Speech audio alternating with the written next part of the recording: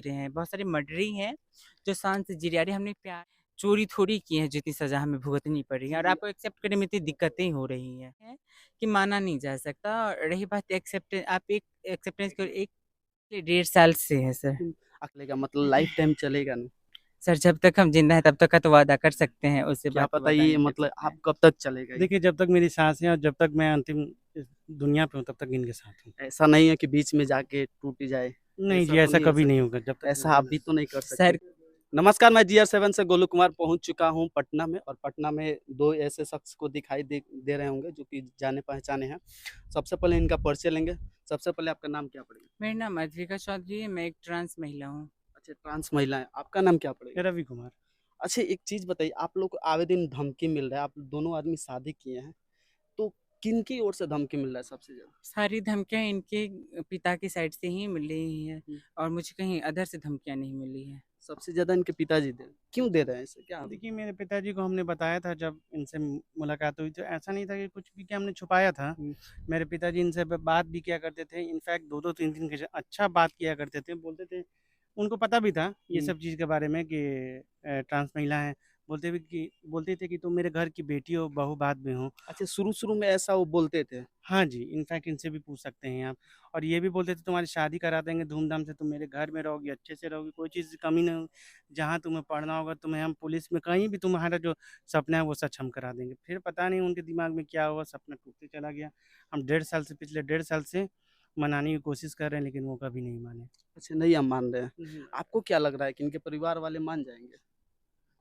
देखिए जहाँ तक मेरी ओपिनियन है, इसमें कोई इतनी बड़ी बात आपको एक कदम कोई चोरी थोड़ी की है जितनी सज़ा हमें भुगतनी पड़ रही है, और जी। आपको एक्सेप्ट करने में इतनी दिक्कतें हो रही हैं। अच्छा, जैसे कि एक गाना आया था, प्यार नहीं जानेला गोरबा की करिया, जाके समा जाला दिल के भित्ते दिया।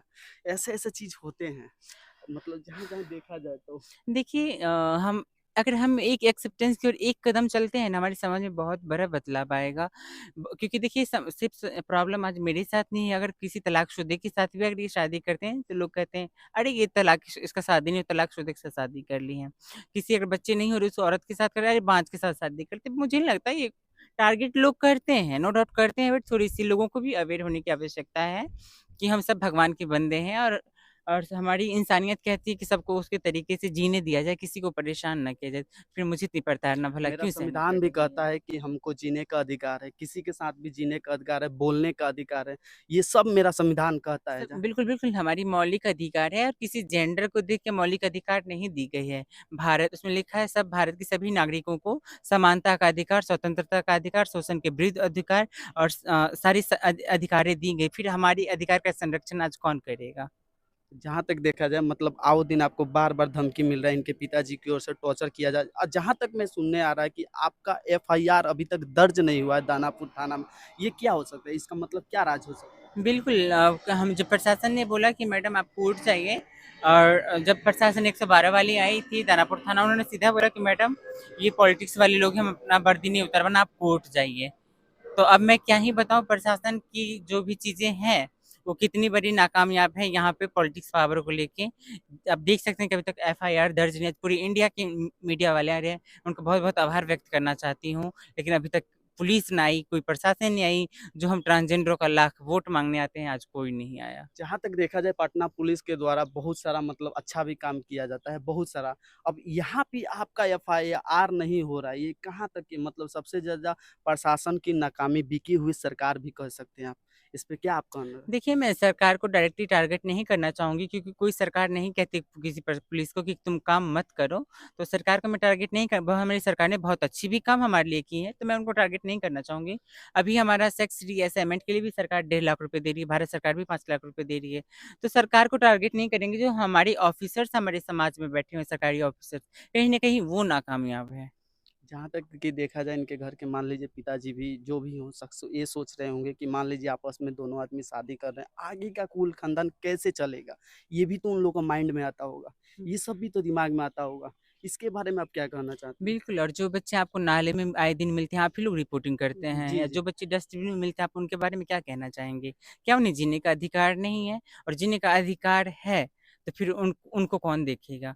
हम उसी बच्चे को अडॉप्ट करेंगे, उनको एक अच्छी लाइफ स्टाइल देंगे, अच्छी माँ-बाप बनेंगे, अच्छे साबित हो देंगे, समाज हमें एक मौका तो दे।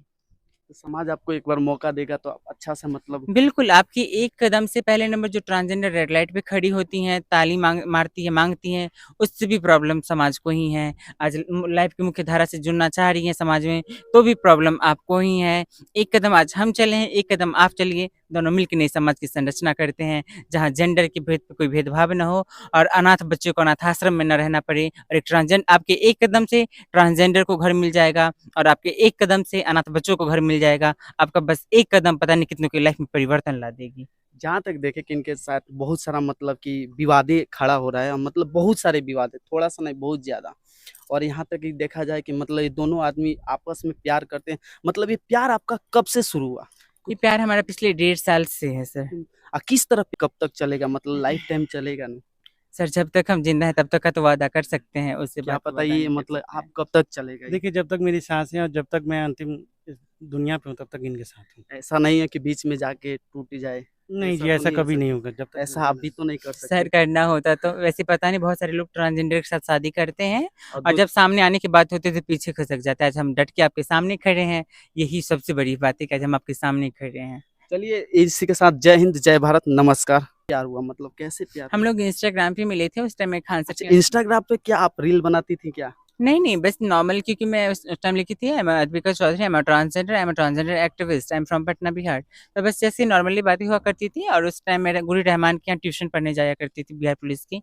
ये मुझे कभी-कभी छोड़ने जाया करते थे। तो बस इसी दौरान हम एक-दूसरे के क्लोज़ आए और फिर बातें आगे हुई। अच्छा ये प्यार